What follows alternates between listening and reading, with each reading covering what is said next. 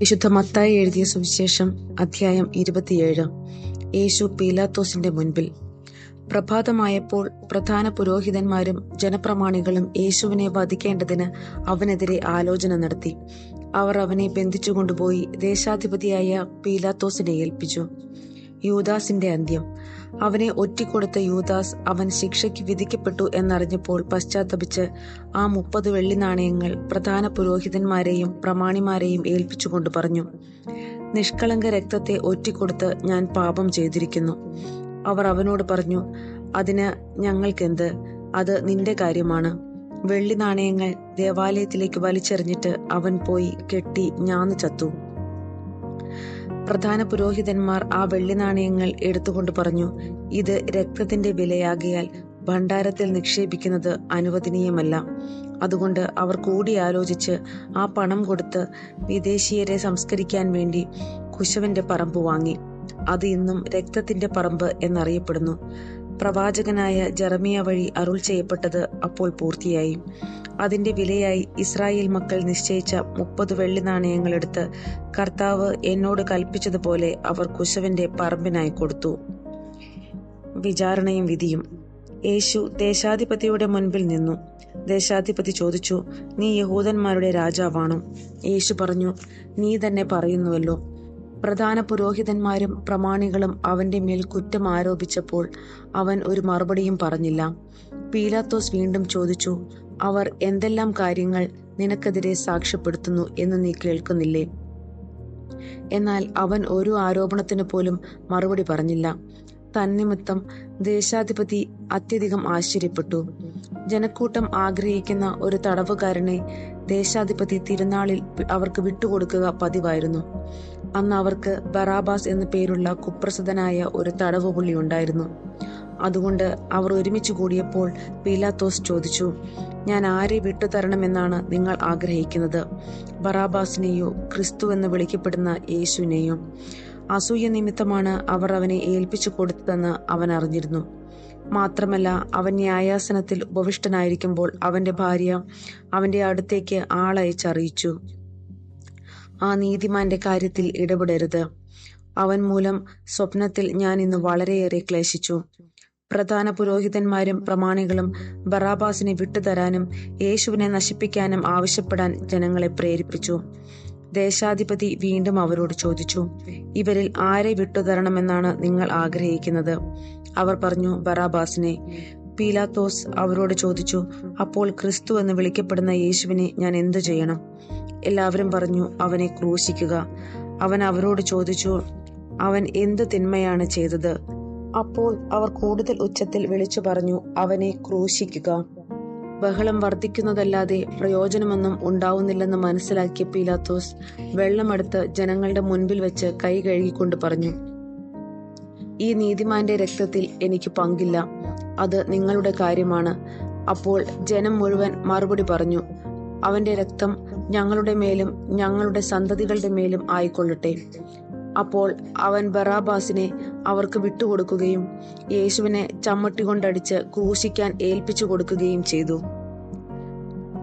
യേശുവിനെ പരിഹസിക്കുന്നു. അനന്തരം ദേശാധിപതിയുടെ പടയാളികൾ യേശുവിനെ പ്രത്തോറിയത്തിലേക്ക് കൊണ്ടുപോയി. സൈന്യവിഭാഗത്തെ മുഴുവൻ അവനെതിരെ അണിനിരത്തി. അവർ അവന്റെ വസ്ത്രം ഉരിഞ്ഞുമാറ്റി ഒരു ചമന്ന പുറങ്കുപ്പായം അണിയിച്ചു. ഒരു മുൾ കിരീടം മെടഞ്ഞ് അവന്റെ ശിരസിൽ വെച്ചു. വലത്ത് കൈയിൽ ഒരു ഞാങ്ങണയും കൊടുത്തു. അവന്റെ മുൻപിൽ മുട്ടുകുത്തിക്കൊണ്ട് യഹൂദരുടെ രാജാവേ സ്വസ്തി എന്ന് പറഞ്ഞ് അവർ അവനെ പരിഹസിച്ചു. അവർ അവന്റെ മേൽ തുപ്പുകയും ഞാങ്ങണയെടുത്ത് അവന്റെ ശിരസിലടിക്കുകയും ചെയ്തു. അവനെ പരിഹസിച്ചതിന് ശേഷം പുറങ്കുപ്പായം അഴിച്ചുമാറ്റി അവന്റെ വസ്ത്രം വീണ്ടും ധരിപ്പിച്ച് കുരിശിൽ തറയ്ക്കാൻ കൊണ്ടുപോയി. യേശുവിനെ കുരിശിൽ തറയ്ക്കുന്നു. അവർ പോകുന്ന വഴി ശിമയോൻ എന്ന ഒരു കിറേനക്കാരനെ കണ്ടുമുട്ടി. യേശുവിന്റെ കുരിശു ചുമക്കാൻ അവർ അവനെ നിർബന്ധിച്ചു. തലയോടിടം എന്നർത്ഥമുള്ള ഗോൽഗോൽത്തായിലെത്തിയപ്പോൾ അവർ അവന് കയ്പു കലർത്തിയ വീഞ്ഞ് കുടിക്കാൻ കൊടുത്തു. അവനത് രുചിച്ചു നോക്കിയെങ്കിലും കുടിക്കാൻ ഇഷ്ടപ്പെട്ടില്ല. അവനെ കുരിശിൽ തറച്ചതിനു ശേഷം അവർ അവന്റെ വസ്ത്രങ്ങൾ കുറിയിട്ട് ഭാഗിച്ചെടുത്തു. അനന്തരം അവർ അവിടെ അവന് കാവലിരുന്നു. ഇവൻ യഹൂദരുടെ രാജാവായ യേശുവാണ് എന്ന ആരോപണം അവർ അവന്റെ ശിരസിനു മുകളിൽ എഴുതി വെച്ചു. അവനോടുകൂടെ 2 കവർച്ചക്കാരെയും അവർ കുരിശിൽ തറച്ചു, ഒരുവനെ വലത്തും അപരനെ ഇടത്തും.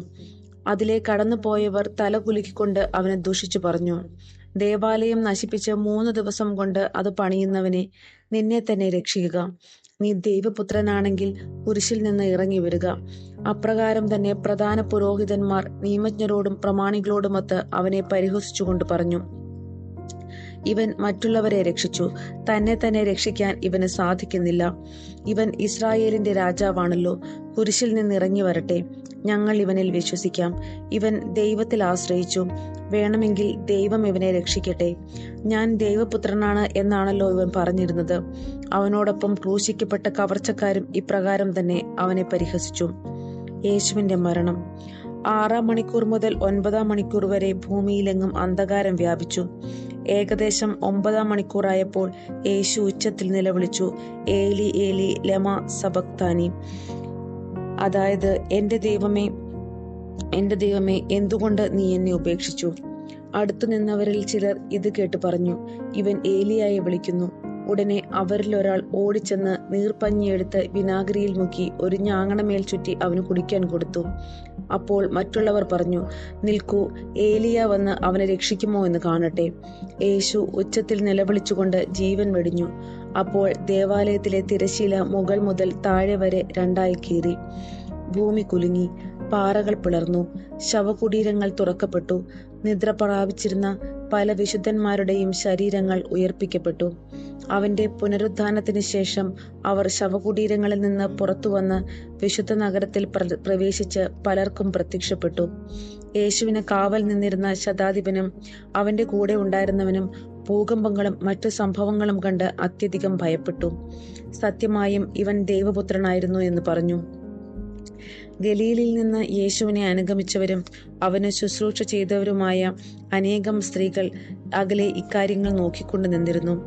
അക്കൂട്ടത്തിൽ മഗ്ദലേന മറിയവും യാക്കോബിന്റെയും ജോസഫിന്റെയും അമ്മയായ മറിയവും സബദീപുത്രന്മാരുടെ അമ്മയും ഉണ്ടായിരുന്നു. യേശുവിനെ സംസ്കരിക്കുന്നു. വൈകുന്നേരമായപ്പോൾ അരിമത്തിയാക്കാരൻ ജോസഫ് എന്ന ധനികൻ അവിടെ എത്തി. അവനും യേശുവിന് ശിഷ്യപ്പെട്ടിരുന്നു. അവൻ പീലാത്തോസിന്റെ അടുത്ത് ചെന്ന് യേശുവിന്റെ ശരീരം ചോദിച്ചു.